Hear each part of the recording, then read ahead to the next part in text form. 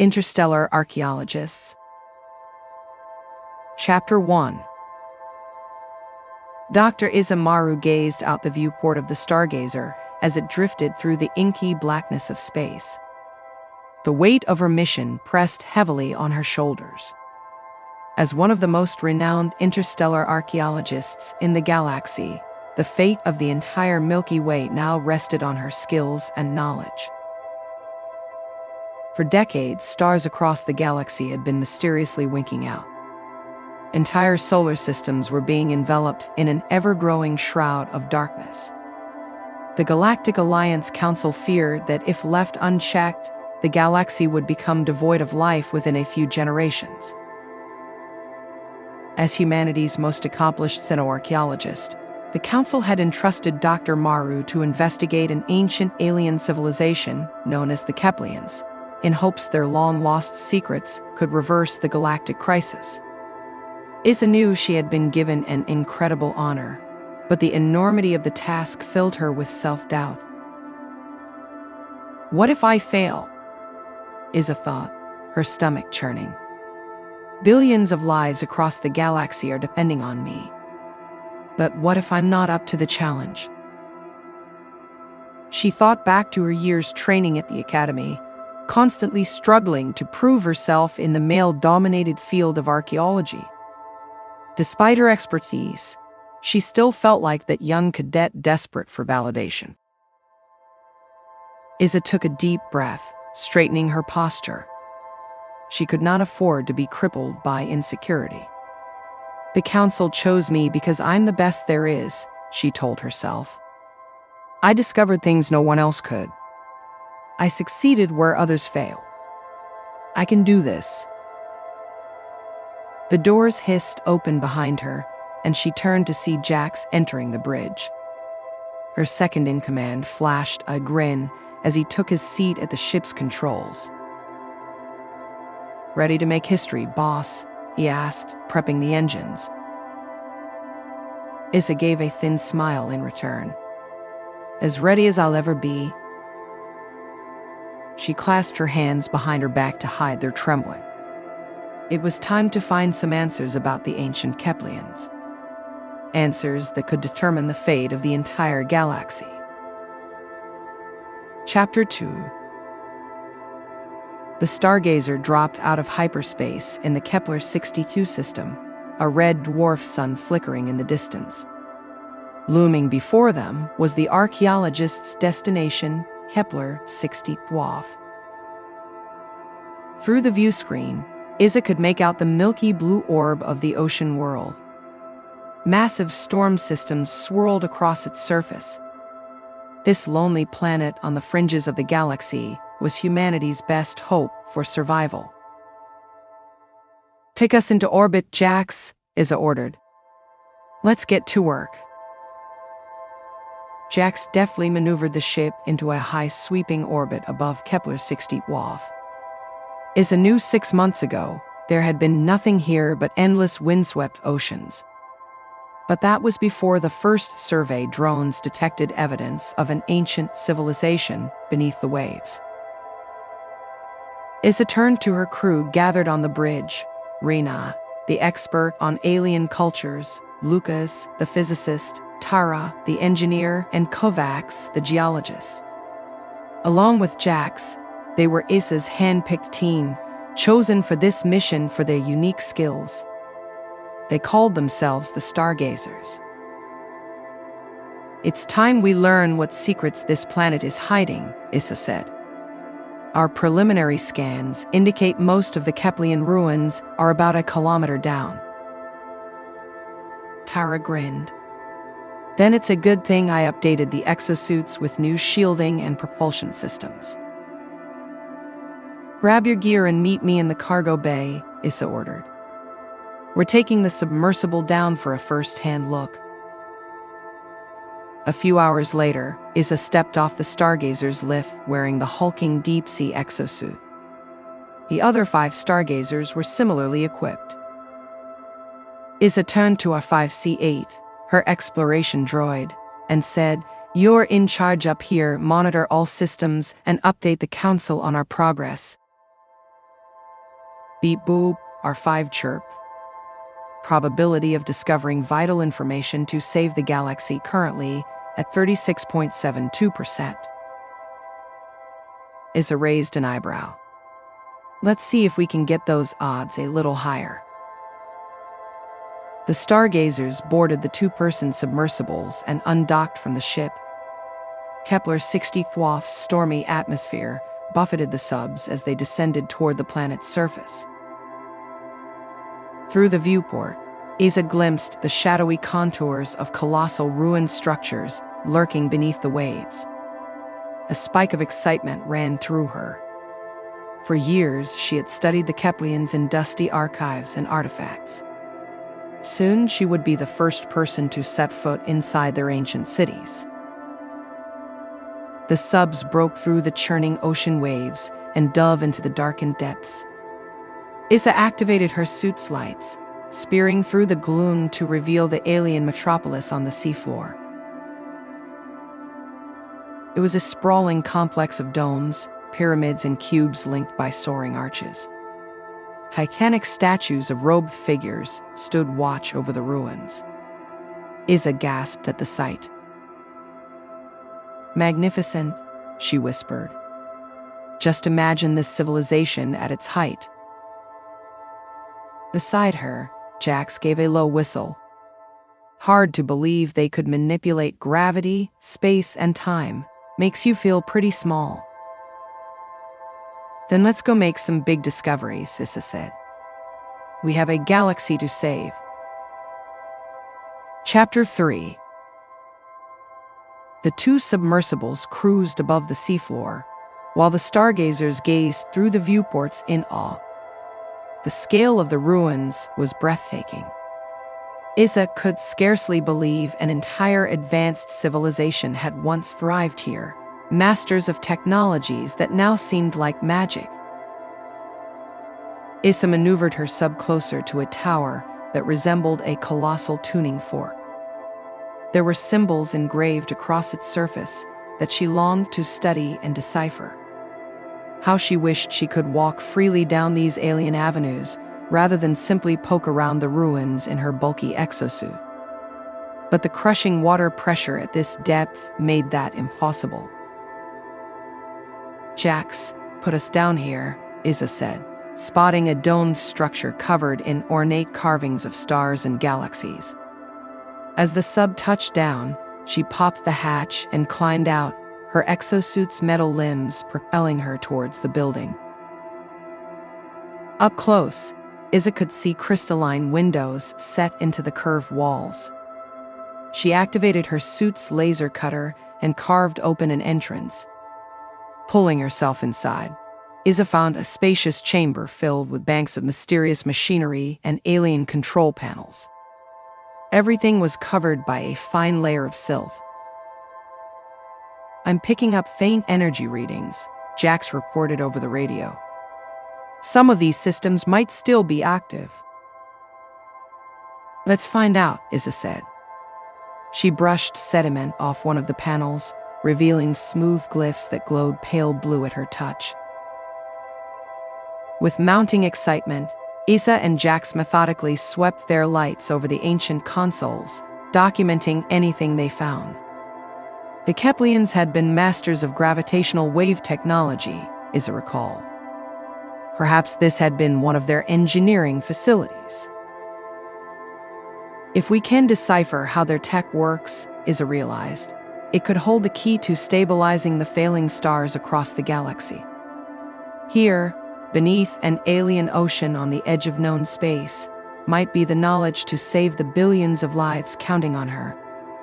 The thought sent a wave of fear and hope coursing through her. Eventually, they reached a sealed chamber at the heart of the facility. Issa overrode the door lock with her exosuit's tools. Inside was a pedestal holding a palm-sized cube that glowed with inner light. Holograms flickered around it, showing streams of alien symbols and formulas. By the stars, Issa breathed. This could be an intact Keplian data archive. Ecstatic, she delicately lifted the cube and placed it in her sample kit. Let's get this back to the ship for analysis immediately. With the precious archive secured, Isa's heart raced with excitement. They were one step closer to unlocking the Keplian secrets. One step closer to saving the galaxy. Chapter 4. Back aboard the Stargazer, Isa assembled her crew in the lab as the mysterious cube sat pulsing on the exam table. She took a steadying breath, still keyed up from the monumental discovery. Stargazers, this artifact could hold answers about Keplian technology that humanity has been seeking for centuries, Isa said. We need to access the data stored inside without damaging it. Lucas craned his neck, eyes bright with curiosity. Any ideas what encryption or protective measures are built into it? Tara circled the table, scanning the cube with her instruments. The material composition is definitely beyond any element we've seen before. I'm not picking up any entry points or ports either. There must be some way to extract the data, Isa insisted. We need to explore every option. The Stargazers spent hours studying the artifact from every angle, debating theories on how to open it. Isa insisted on exhausting all ideas before considering any invasive methods. She would not risk sacrificing a treasure trove of knowledge for one small gain. As the hours stretched on, fatigue settled over the group until Kovacs spoke up. Hold on. What if we're making this too complex? The Keplians mastered technological and cultural exchange across the galaxy. Don't you think they would have made their archives accessible? Rena's eyebrows shot up in surprise. You're right. Why not start with the most basic universal languages? Isa straightened. Of course, we've been so focused on advanced tech, we overlooked the simple solutions. She gingerly lifted the cube. Let's try communicating our peaceful intentions aloud in all known languages. Taking turns, the Stargazers attempted ancient greetings and phrases from hundreds of galactic cultures while monitoring the cube's reactions. Finally, after cycling through dozens of languages, both living and dead, the cube flickered brighter when Rena spoke a formal Keplian greeting. With a distinct click, the sides retracted, and a star map made of glimmering light rose into the air above it. Yes. Isa high-fived her crew, grinning ear to ear. By working together, they had cracked the cube's seal. Now, the knowledge within was at their fingertips. Chapter 5.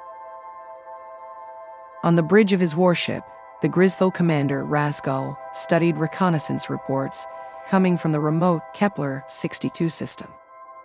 One of the inferior races, the humans, had begun excavating the ocean ruins there, believing it held some secret to save their galaxy.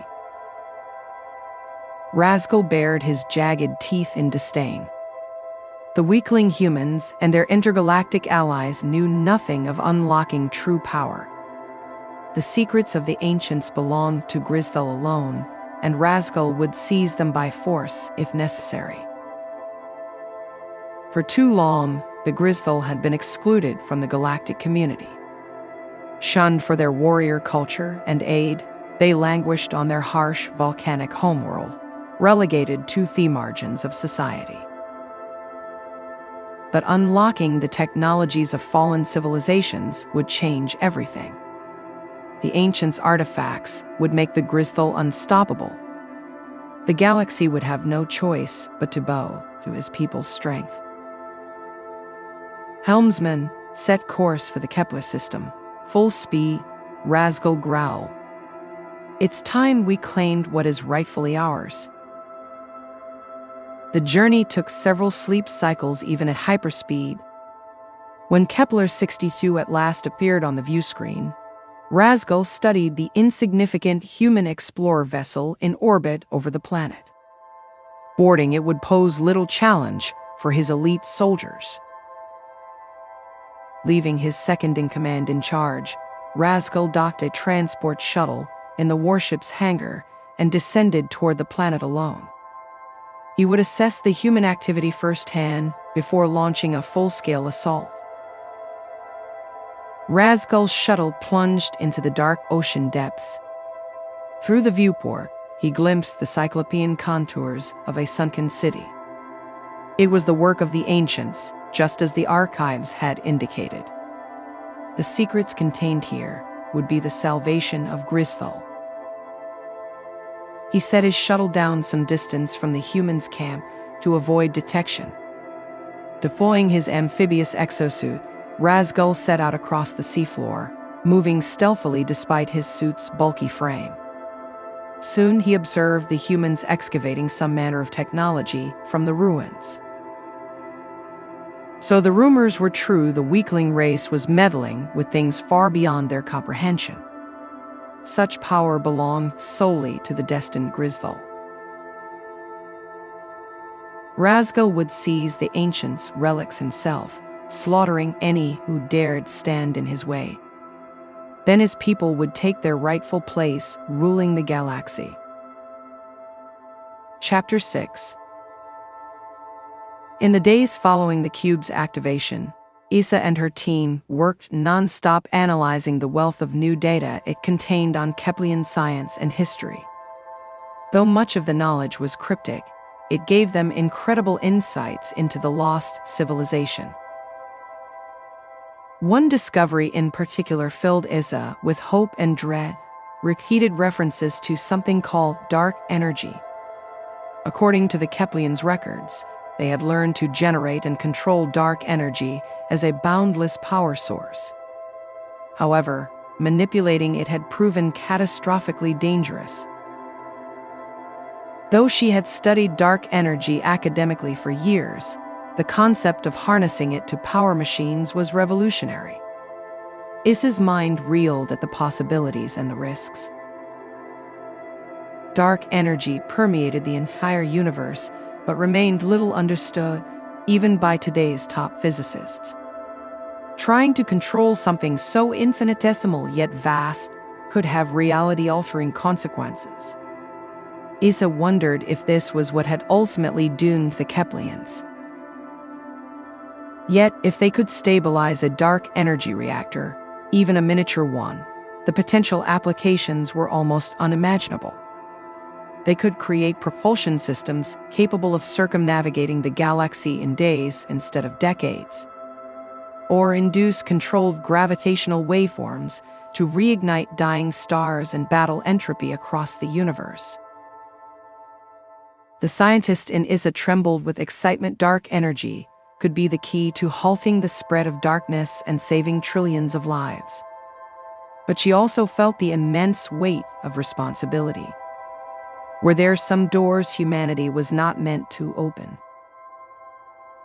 Late one sleep cycle after the others had retired, Issa retreated to the silent observation deck. She stood for a long time staring out at the infinity of stars, wrestling with the decision before her. So many worlds are already slipping into cold and darkness, she thought. How can I turn my back on a chance to save them? What right do we have to condemn untold civilizations to death when we have the power to prevent it? Issa pictured the faces of her crew, her family, her loved ones back home, all relying on her to solve this crisis. She knew then that she had no choice. The risk would be enormous, but the cost of inaction was unthinkable. They had to try and harness this dark energy, even if doing so proved more dangerous than any of them could imagine. The galaxy's survival depended on it. Chapter 7. Issa gathered her crew in the Stargazers' lab. Taking a steadying breath, she made the revelation she'd wrestled with all night. The Kepleans possessed a power source of unlimited potential dark energy, she said gravely. Learning to generate and control it could be the key to reigniting galaxies and defeating entropy. Her crew reacted with a mix of bafflement, unease and awe as Issa outlined a plan to construct a dark energy reactor. Messing with forces we don't understand seems beyond reckless, Lucas argued, brow furrowed. We could rip space-time apart. There are too many variables we can't account for, Tara agreed. Controlling dark energy mathematically is one thing, but physically we'd be playing with fire. Issa raised a hand.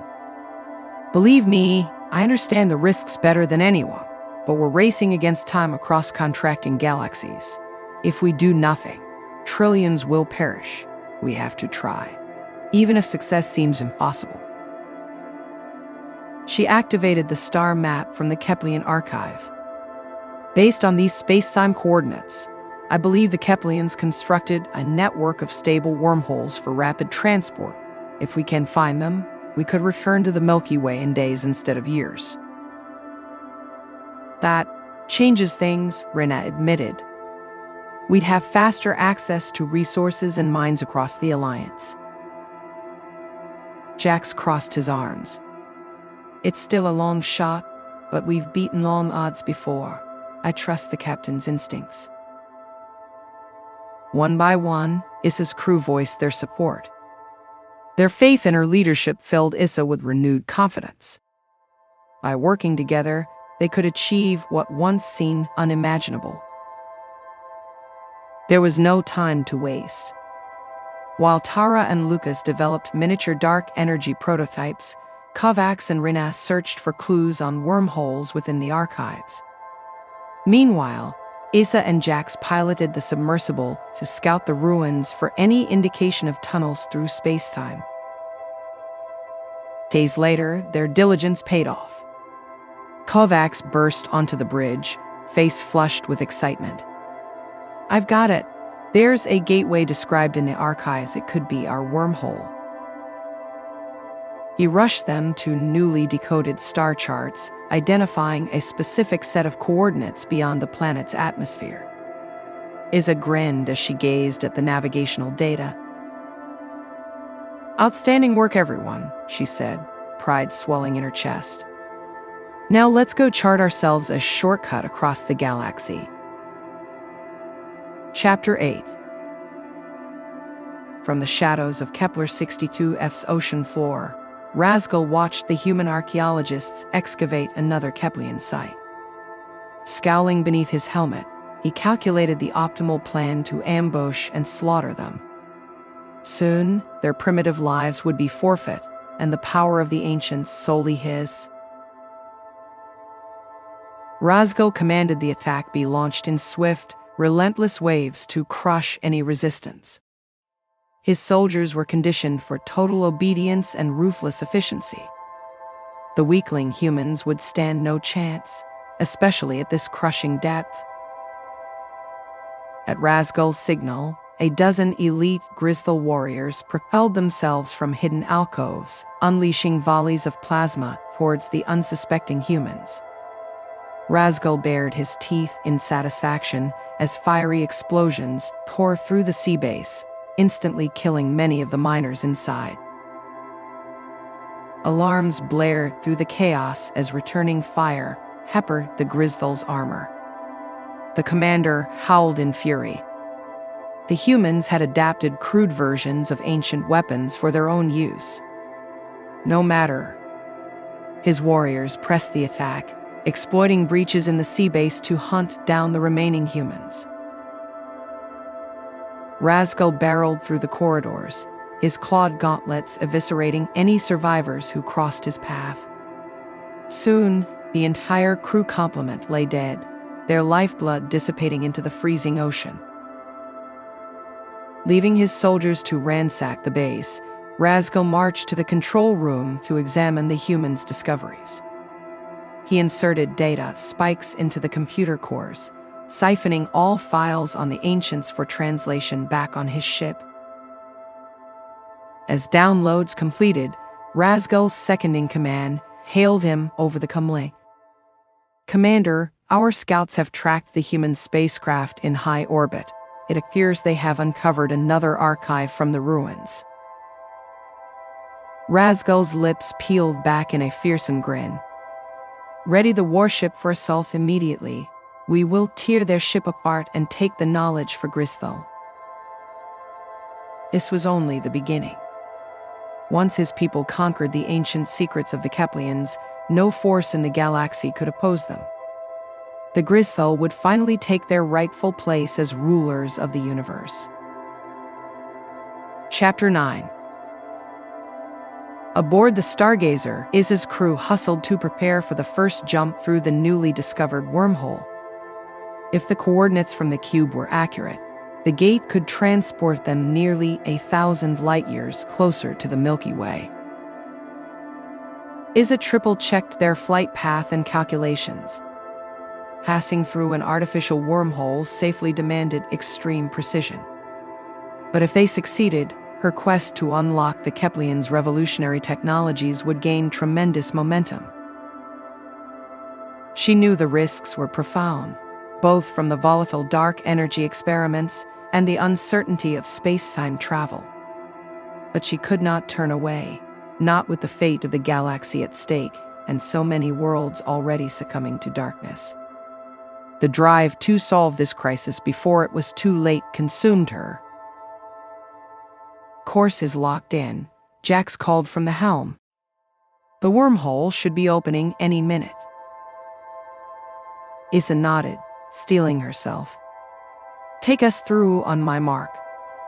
She stared out the viewport as space seemed to ripple and distort ahead of them, until an oscillating blue portal blossomed into existence. Now, Iza ordered. The Stargazer accelerated into the phenomena's swirling embrace. For several stomach-churning moments, the ship shuddered as cosmic forces seized it. Then they burst back into normal space. Report, Iza demanded over the din of alarms. We made it, Tara cried. All systems are stable, but the jump drained our core badly. Iza let out a relief breath. Navigation confirmed they had traveled 982 light-years in an instant, emerging in the Nixus expanse on the Milky Way's Cygnus arm. The Keplian stargates were real and functional. Over the next several weeks, the Stargazers used the antique star charts to locate other wormhole gates, leapfrogging across vast interstellar gulfs. Each successful transit fueled Iza's confidence and ambition. Soon they would reach Alliance headquarters, where she could present her visionary discoveries. Iza knew convincing the galactic leadership to invest in such unproven, risky technologies would be no easy task. But each time doubt crept in, she focused on the countless generations depending on her for survival. She could be the only person alive capable of deciphering the Keplians' power. A weaker soul might succumb to their fears of the unknown, but failure was not an option. The galaxy needed these advancements regardless of the cost. Iza vowed to prove her resolve by any means necessary. She would not rest until the darkness was vanquished and the light of civilization shone bright once more. Chapter 10. En route back to Alliance space, the Stargazer dropped out of hyperspace as an explosion rocked the ship. Emergency klaxons blared as Iza scrambled onto the bridge. Report, she demanded. What happened? Jax struggled with the controls, his face bathed in the red glow of warning lights. We took fire from an unknown vessel, took out our hyperdrive. On screen, Iza ordered. The viewport flickered to reveal a brutish alien warship looming before them, easily 5 times the Stargazer's size. Serpentine energy discharged from its cannons, bombarding the explorer's shields. Those are Gristhal markings, Kovacs said grimly. Ruthless military culture, they must be raiding us for Keplian artifacts. Iza's chest tightened, but she forced herself to remain calm. Shields at 67%, Tara reported between grimaces. We can't withstand this barrage for long.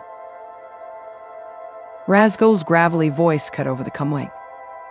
Surrender your discoveries, humans, and I promise you quick deaths. Jax's hands clenched on the controls. Like hell, hang on. He sent them into a spiraling dive beneath the warship's guns. We need to lose them in that asteroid field ahead. The Stargazer juked and weaved through a dense belt of tumbling planetoids. Explosions detonated all around them as Razgul's gunners gave chase, shredding asteroids with relentless cannon fire. Take us in as tight as she'll go, Issa urged. If they could maintain cover in the asteroids, perhaps the larger Gristhal ship would break off pursuit. But glancing at her tactical readout, Issa's heart sank. A dozen smaller contacts were closing on them fast. Boarding craft incoming, Rena warned.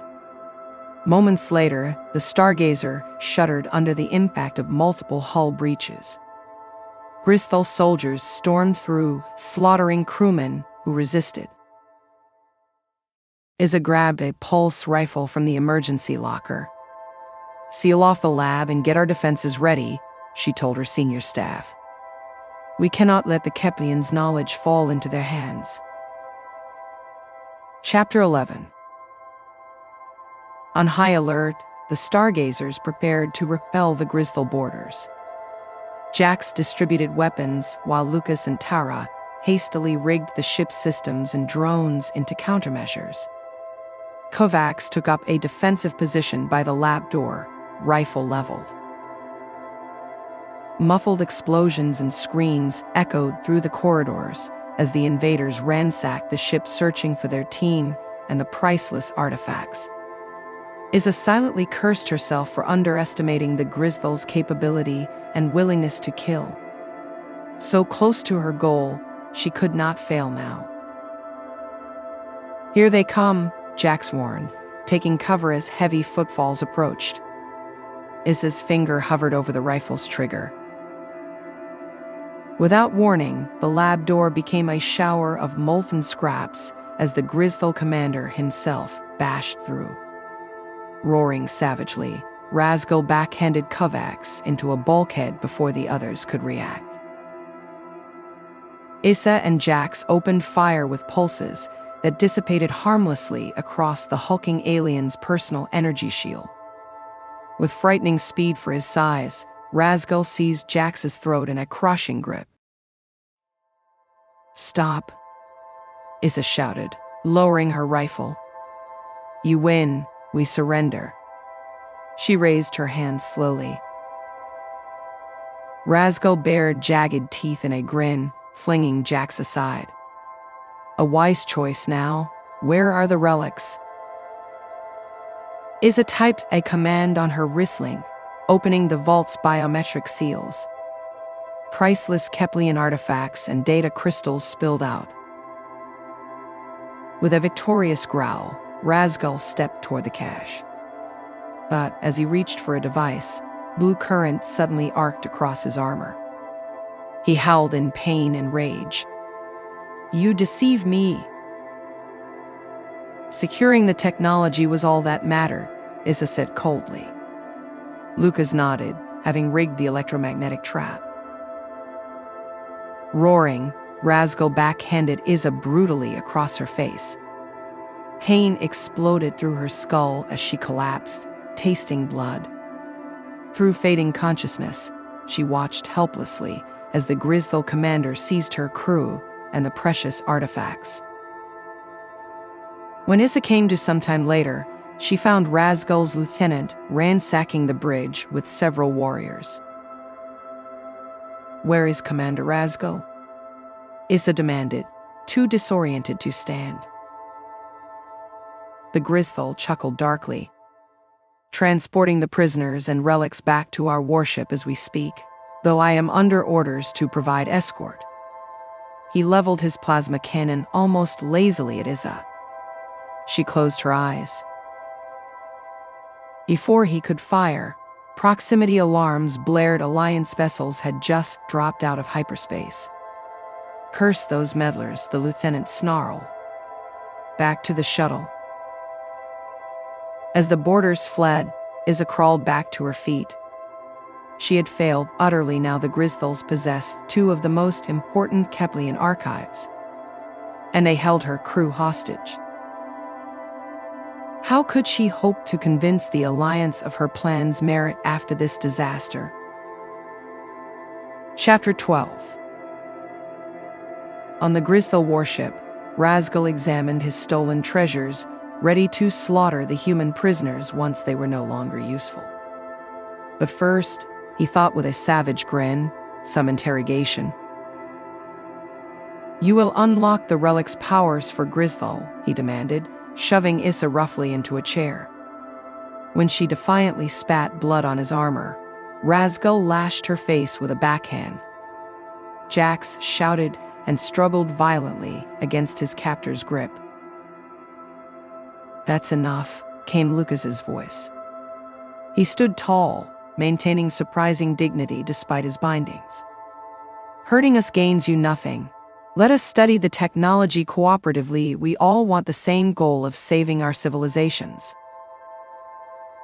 Razgal sneered, even as he sensed wisdom in the human's words. Very well, he would stay his hand for now. But the humans would serve Grisval's interests, or suffer dearly. Yet even with their aid, deciphering the artifacts proved maddeningly slow. Vexed, Razgal left the detailed labor to underlings while he attended to other military matters. There was still much work ahead before his people gained their rightful supremacy. Several cycles later, proximity alarms blared through the warship. "Commander," the sensor officer roared. "Massive Alliance fleet just exited hyperspace. They are launching fighters." Razgal smashed his fist down furiously. "Raise shields and charge weapons. Today, we teach these humans their place once and for all."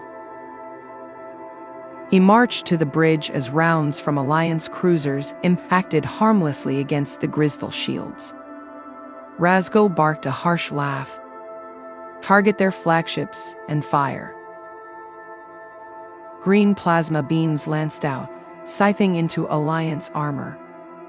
Explosions ripped through several destroyers, but still the humans regrouped to press their attack.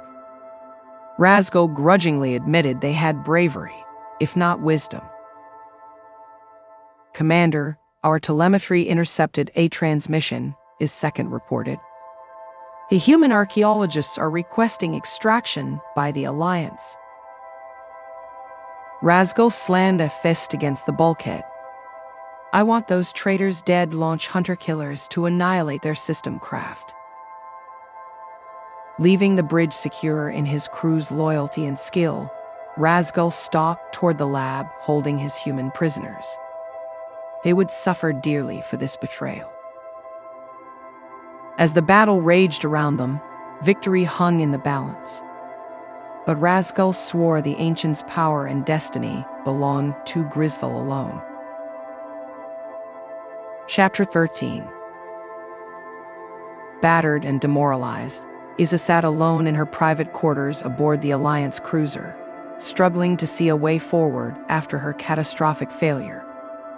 The Council was already arguing over whether to continue allowing her custody of the Keplean secrets.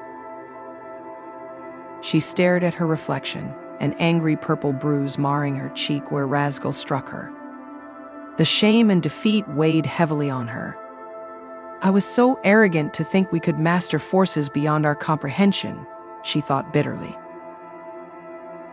Isa had convinced herself the ends justified the means, no matter the risks. But now, captured and disgraced, those ideals seemed hopelessly naive. "We tampered with things we never should have. I led us to ruin." A soft chime at her door interrupted Issa's brooding. She considered ignoring it, wanting only solitude, but finally called for entry. The door slid open to reveal Kovacs waiting patiently. "I don't need a pep talk right now," Issa said wearily. "I just want to be left alone." Kovacs gave a sad half-smile. "Permission to speak candidly, Captain." When Issa nodded, he stepped inside. "Blaming yourself changes nothing," he said gently. "What matters now is where we go from here." Issa shook her head bitterly. "The Council will never trust me again after losing the archives. All our work has been for nothing." "Had our positions been reversed, would you give up on someone who'd hit a setback?" Kovacs asked pointedly. Issa opened her mouth to reply, then paused. Kovacs was right. She'd always given her crew second chances, focusing on their potential. Could she really do less for herself now? Kovacs put a hand on her shoulder. "You were chosen to lead this mission because no one else in the galaxy has your combination of brilliance, courage, and compassion. Don't lose faith in yourself now, when we need you most." With that, he turned and exited, leaving Issa alone with her thoughts. She glimpsed her faint reflection again in the viewport glass. Beaten but unbroken. For the first time since her capture, she felt the smallest spark of hope. Chapter 14. The mood was grim aboard the Alliance battle group. Hundreds of brave Navy personnel had perished driving off the Grizzle raid. Both sides were badly bloody, but the stalemate could only be temporary. Aboard the flagship, Issa sat across from the grim-faced Allied commanders, ready to argue her case once more. She knew they had every reason to court-martial her after the disaster, but she had to make them understand the galactic stakes. "With respect, Major, the Grizzles cannot be allowed to abuse powers they do not comprehend," Issa said vehemently. "I take full responsibility for my actions, but we cannot turn back now." The Major sighed. "Doctor, your recklessness has cost us lives and put classified technology into enemy hands. Why should we trust you with the Keplian's archives again?" "Because she's the only one capable of using them responsibly," Jax cut in, to Issa's surprise. "My crew and I stand with her. Failure's part of progress. You can't give up when lives are on the line." The other Stargazers voiced their agreement. Issa felt overwhelming gratitude for her team's loyalty. They reaffirmed her belief she could not waver now, when the galaxy needed her most. "The mission continues, with or without official sanction," Issa declared. "I'm committed to seeing it through, no matter the risk." The Major frowned, but Issa sensed his reluctant respect. "Very well, Doctor. The Council insists on increased security oversight going forward. Consider yourself on probation, but God's help us, we need whatever edge against the Grizzles you can provide." Issa stood and saluted crisply. "You won't regret this, Major. Now let's get back to work." In the following weeks, Issa drove herself even harder, not just for redemption, but with renewed moral clarity about their shared duty. Personal doubts could not be allowed to jeopardize the mission. Progress remained slow, unraveling the full scale of Keplian technology, but Issa's public failure had impressed a new urgency upon Alliance leadership. More funding and resources poured into classified research facilities. Issa wished circumstances were different, but the Grizzles' aggression might have been the galvanizing threat needed to rally the full weight of Allied worlds. United against a common enemy, they would either unlock the mysteries of dark energy and quantum manipulation quickly or perish. Chapter 15. Several intense months later, at a top-secret research base on Europa, Issa finally oversaw the activation of the galaxy's first controlled dark energy reactor. She held her breath as power cascaded into the containment rings from the nanoscopic reaction, accelerating within. "All systems stable," Lucas reported, watching monitors closely. Hypercompressed dark matter fuel cells circulating smoothly. Issa let out a relieved exhale. Though the prototype's output was a fraction of what a full-scale reactor could produce, this miraculous success proved dark energy could be harnessed as a clean, perpetual power source. The implications were almost beyond comprehension. With further development, dark energy technology could redefine galactic civilization. Today was only the first step on a new path forward for all life. Yet Issa felt no elation, only calm clarity of purpose. She would not celebrate prematurely, not while Gristhal still threatened and stars continued dying. But word of the breakthrough brought new allies. Several renowned Keplian scholars requested to meet with Issa, drawn by news of her team's progress.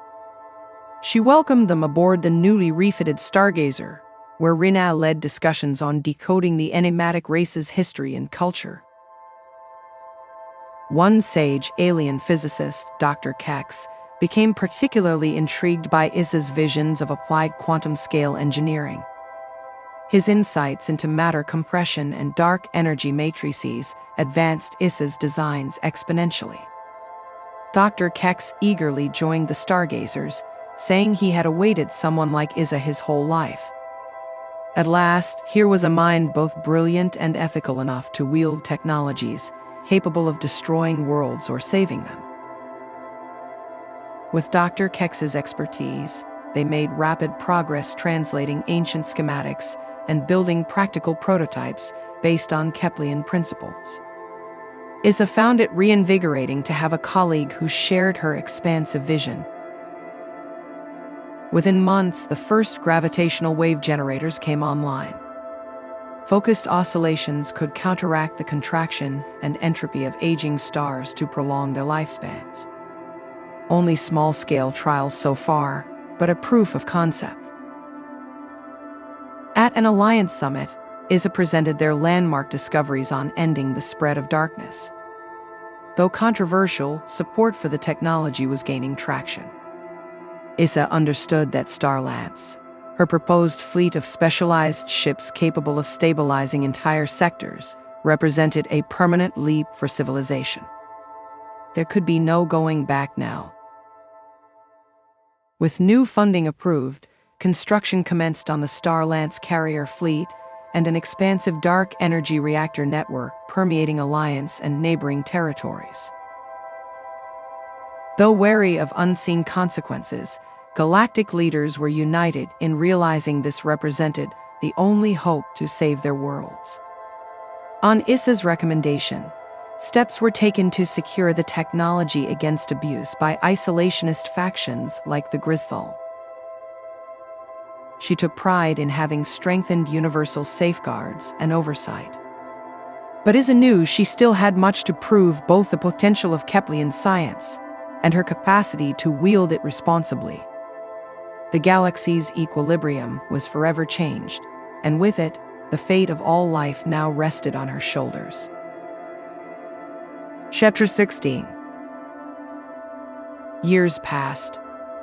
Dark energy reactors expanded exponentially across the galaxy, bringing profound changes through their limitless clean power.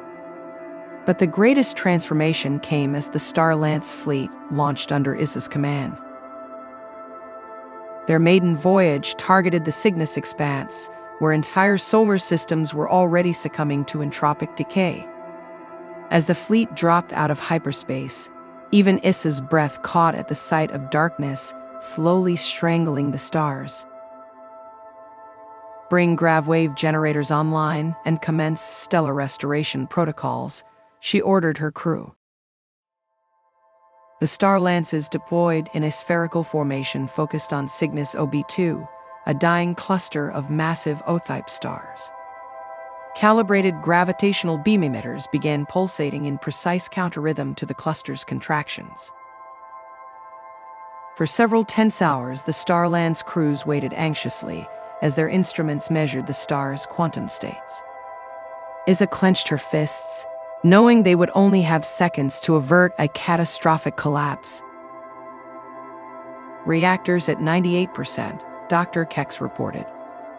But the matrix is destabilizing." Alarms flashed red.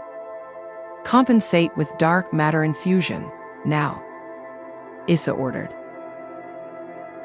After a few precarious moments, Kex announced the quantum matrices were holding as the clustered stars maintained stability.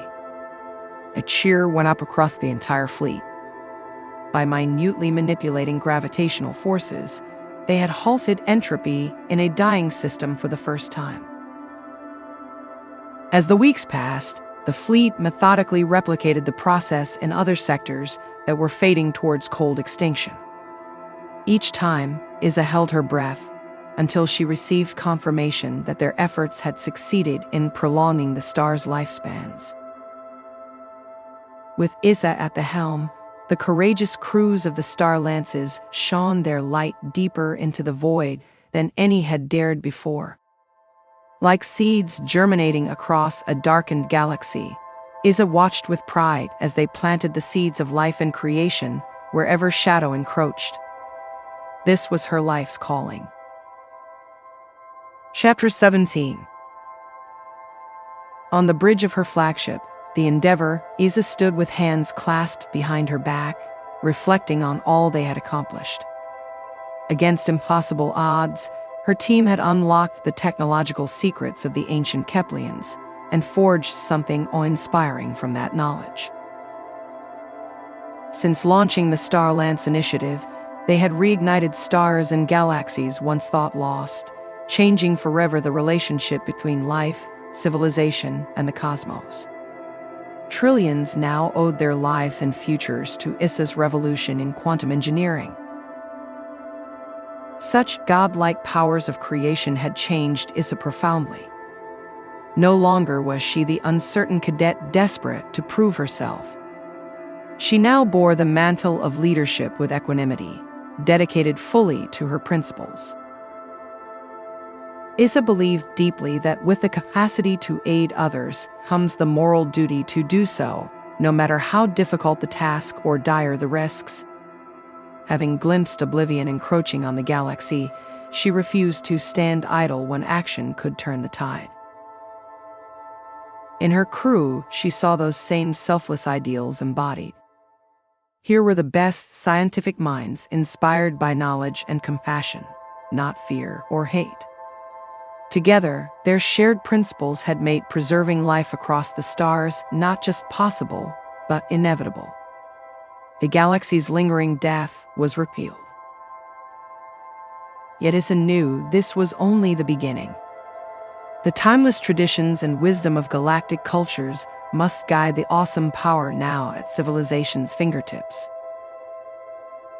No life was too small or distant for Isa to feel duty-bound to protect it if she could.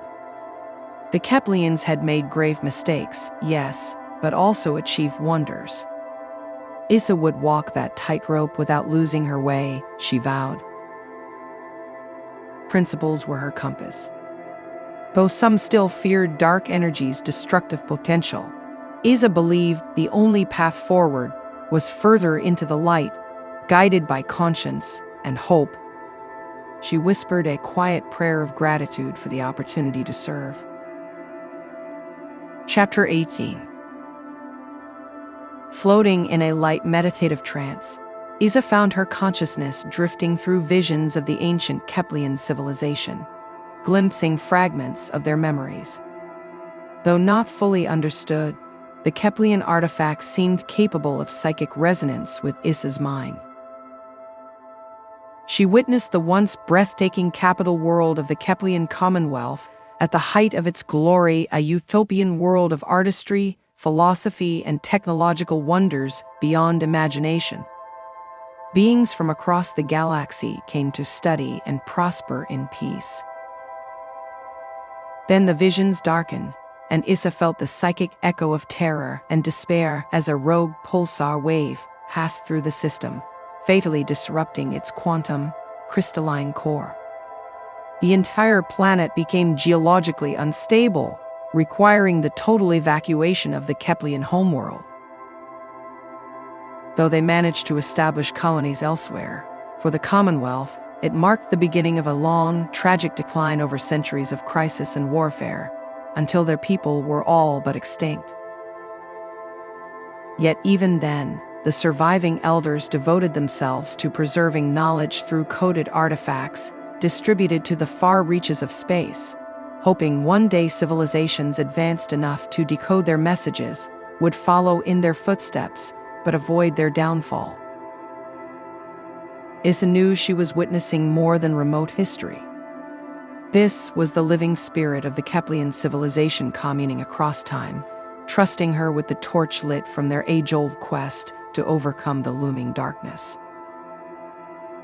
As her consciousness returned to the present, Issa understood just how precious and fragile this inheritance was. Though the Kepleans were long gone, she would ensure their genius and passion endured by putting their technology to its highest purpose, kindling new suns and safeguarding life wherever it flickered vulnerable against the endless night. Chapter 19. Razgul's claws dug furrows across his throne's carved stone arms as he received the disturbing reports. The humans' audacious manipulation of dying stars had halted entropy's spread in several sectors. Their so-called Star Lance fleet was undoing stellar cycles older than worlds. This perversion of nature would not stand. The Gristhal war cult would shatter the human interloper's delusion of playing cosmic gods. By force of arms, his people would seize the ancient powers the humans had corrupted and use them to scour the galaxy clean. Set course for Cygnus immediately, Razgul commanded his bridge crew. It is time we teach these humans that cosmic forces belong solely to the Gristhal. His warships tore through hyperspace towards infamous Cygnus OB2, the star system where the humans had stopped entropy's rightful progression. Gristhal creed held that only the strong deserved survival. What right had these insects to reset cosmic laws at their whim? An entire battle group dropped out of dark space, led by Razgul's severe wararch, the Annihilator. Full assault, he ordered. Destroy the abominations. Green plasma lit space as the Gristhal armada attacked. But Razgul was cunning. This was but stage one of his strategy. As expected, the humans' flagship Endeavor moved to intercept the battle group, attempting to lure them from Cygnus. Commander, the Endeavor's shields are still holding, but are down to 64%, his tactical officer reported. Razgul grinned savagely. The arrogant human commander took his bait. Signal the infiltrators to begin their mission. While he kept the defensive fleet occupied, Razgul's covert team breached the gravitational array controlling Cygnus OB2. Soon the ancient stars would be consuming themselves once more. None could defy cosmic law and survive. Chapter 20. Captain, gravitational forces are destabilizing the Cygnus stars again, Issa's science officer warned. Viewscreen displays showed the massive stellar bodies roiling as their quantum matrices unravel. The Gristhals have deployed infiltrators to sabotage the arrays, Keck said grimly. If the process continues unchecked, a multi-supernova is inevitable. Issa's jaw clenched. Annihilating Cygnus OB2 now would mean obliterating every populated system within 500 light-years. Billions of innocent lives hung in the balance. We never should have restored these stars without better protections in place, Issa thought bitterly. Now her overconfidence had created a doomsday scenario. Once more the galaxy rested on the razor's edge of her decisions. But she could not afford indecision or doubt, not with so many lives at stake. Self-reproach must come later. Now she must rely on her expertise and the courage of her crews to snatch victory from catastrophe. Isa opened a shipwide channel, so her words projected fleet-wide. The Gristhul have failed to understand a crucial truth, that our shared principles are stronger than any weapon, she declared. Our mission remains to preserve life. Have faith in yourselves and each other. We will prevail. She turned to her navigation officer. Set course through the battle zone at max speed. We must reach Cygnus and stabilize it before the reaction cascades beyond control. The battered fighters and capital ships of the Starlance fleet formed up around the Endeavour as it plunged ahead, absorbing blistering volleys from the Gristhul armada. But Isa would not slow, not with so much at stake. If we must martyr ourselves to stop the annihilation of Cygnus, then so be it, Isa thought grimly. But the belief in her crew buoyed her commitment never to admit defeat while lives hung in the balance. Chapter 21. The Endeavour shuddered under salvo after salvo from the Gristhul war arcs. But Isa drove the ship on relentlessly towards Cygnus through the gauntlet. Gravitational forces accelerating exponentially, Kex warned as the stars destabilized. We're almost out of time. Gritting her teeth, Isa said, divert all non-critical power to structural integrity fields. This included life support on many decks, condemning hundreds of crew to freezing asphyxiation. Each sacrifice stabbed at Isa's conscience, but billions more lives depended on success here, however costly. At last they breached the final defensive lines surrounding Cygnus. Ahead, the brilliant contractile forces around the dying stars had become visible. Gravity eddies swirled with terrifying power on the cusp of fueling a cataclysmic multi-supernova. Bring gravpulse generators online immediately, Isa ordered. Matrix harmonics at maximum. The ship surged with power as its enhanced dark energy core synced with the Starlance's merged generation capacity. Harmonic graviton beams lanced out, weaving a lattice to contain the raging stellar contractions. Alarm klaxons blared as the quantum matrices quaked under the prodigious forces. On the verge of structural failure, the last thing they needed was more strain. But there was no other option. It was this or oblivion. We're stabilizing them, Kex announced, relief evident even in his alien voice. The roiling stars gradually realigned in harmony with the projected quantum matrix. The crisis was contained for now.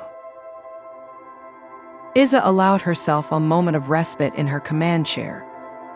But suddenly, Razgul's visage appeared on screen. The warlord was demanding her surrender and withdrawal immediately. Around Cygnus, the Gristhul fleet had rearrayed for a final assault. Isa realized she faced a profound moral decision. Did she stand down and leave the system to its natural death, or fight to defend her principles of preserving life at any cost? The two fleets converged for a battle that would determine the fate of the entire sector. Chapter 22. Razgul's face contorted in rage as the communication link closed on Isa's ultimatum. She would safeguard Cygnus OB2 with the full force of the Starlance fleets. He cursed the humans and their perversions of nature. So be it, their ill-gotten power would be their undoing this day. Full attack, Razgul commanded. Destroy them all and reset the star's death cycle. Swarms of Gristhul fighters surged forth with war arcs close behind, unleashing overwhelming volleys. Ship after ship burst asunder under the barrage, but the humans' flagship Endurance weathered the firestorm as it pressed closer to Cygnus. Razgal smashed his fist down. "That arrogant doctor dies today," he vowed. "Divert all firepower to the Endurance." Colossal energy beams converged on the reeling human flagship. But against all odds, it remained intact, shields blazing under the Dark-class cruiser's savage onslaught. Like insects, they kept fighting, even with obliteration imminent. Their foolish ideals would doom them, Razgal knew. Once the Endeavor was space dust, his victorious armada would seize the gravitational control arrays. Cygnus OB2 would collapse and take this sector of space with it. "Commander, the humans' energy signatures are surging off the scales," his sensor officer reported suddenly. "I think they're preparing to overload their dark energy cores." "What?" Razgal watched in disbelief as waves of brilliant energy rippled out from the Endeavor, bathing the Gristhals in coherent gravity pulses. Component after component across his entire armada suddenly screamed with overload warnings. "Hit us clear, maximum burn," he roared. But too late, a cascading power surge lit the darkness as the human energy weapons played merry havoc with Gristhal systems across the entire battle group. Then the Endeavor's aura faded, its dark energy fuel depleted. But the toll had been exacted. Beam emitters blackened and fused, plasma reactors vented, drives stalled in overload. By manipulating gravity itself, the despised humans had crippled his proud fleet without firing a shot. Razgal howled vengeful curses, even as he was forced to order the withdrawal of his surviving ships. This battle was lost, but the war was just beginning. Chapter 23. Aboard the battered but still intact Endeavor, Isa sank wearily into her command chair as the Gristhal fleet limped into retreat. Cygnus OB2 was safe for now. Damage reports painted a grim picture, but they had emerged victorious against impossible odds by fighting for their principles.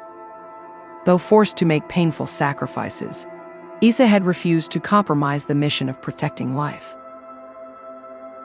Gazing at displays of the brilliant Cygnus stars burning undimmed, Isa allowed herself a moment of bittersweet pride. So much had been sacrificed to come this far by her generation and those who came before. Yet, looking at the weary, battered faces of her bridge crew, she knew this was but one battle in a great war still left to fight. The forces of destruction could be held back, but never fully defeated. There would be other threats, other trials, long after she was gone. But for today, they had one precious time for the galaxy by turning back darkness and chaos. Guardian fleets would ensure no force disrupted Cygnus OB2's stability again. With the immediate threat past, remembrance and rebuilding took primacy. Isa ordered a fleet-wide ceremony to honor their fallen. Though the losses pained her deeply, she vowed to never take for granted those willing to sacrifice everything for galactic ideals. In time, scholars would debate the merits and perils of the powers she had helped unleash. But the Keplian's knowledge could not be unlearned. Isa remained steadfast in her belief that with principles as their guide, sentient life might navigate any peril. For today, she took pride in her crew for standing strong. Together, they had forged a bold new equilibrium and taken a monumental step into the light. Led by conscience and devoted to creation, civilization would endure, and the future remained bright. The end.